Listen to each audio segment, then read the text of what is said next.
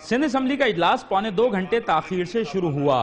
وقفہ سوالات کے بعد وزیر بلدیات آغا سراج درانی نے ارباب غلام رحیم کے 40 روز سے بغیر رخصت غیر حاضر رہنے پر تحریک پیش کی، جس پر مسلم لیگ ہم خیال کے رکن اسمبلی عبدالرزاق راہمو اور وزیر اطلاعات سندھ شازیہ عطا مری میں بیک وقت بولنے پر تلخ کلامی شروع ہو گئی۔ جناب اسپیکر آپ نے مجھے فلور دیا ہے، سر آپ نے سیکنڈ ٹائم مجھے یہ فلور دیا ہے اور اس کے بیچ میں مجھے بولنے دے، پھر بعد میں بولتے رہے۔ آپ نے سر مجھے الو کیا ہے، یہاں بغیر پرمیشن کے بھی مائک کھل جاتے ہیں۔ مسلم لیگ ہم خیال کے اراکین نے اجلاس سے واک آؤٹ کر دیا۔ وزیر بلدیات آغا سراج درانی نے کہا کہ 18 اکتوبر کے سانحے میں بھی ارباب رحیم کو شامل تفتیش کیا جائے۔ وہ تو عوام میں جب جائے گا تو سر اس کو ویسے ہی پتا چلے گا کہ اس کی عوام کے دلوں میں اس کی کیا حیثیت ہے۔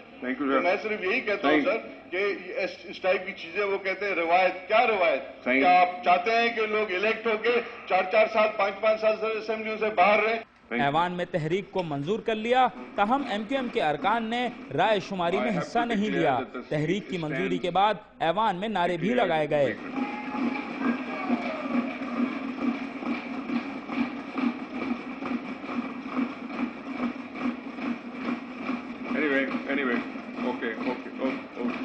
اسپیکر نثار کھوڑو نے سابق وزیر اعلیٰ ڈاکٹر ارباب غلام رحیم کی نشست کو خالی قرار دے دیا۔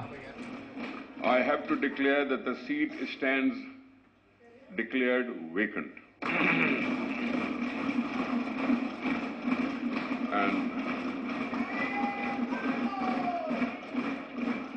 And obviously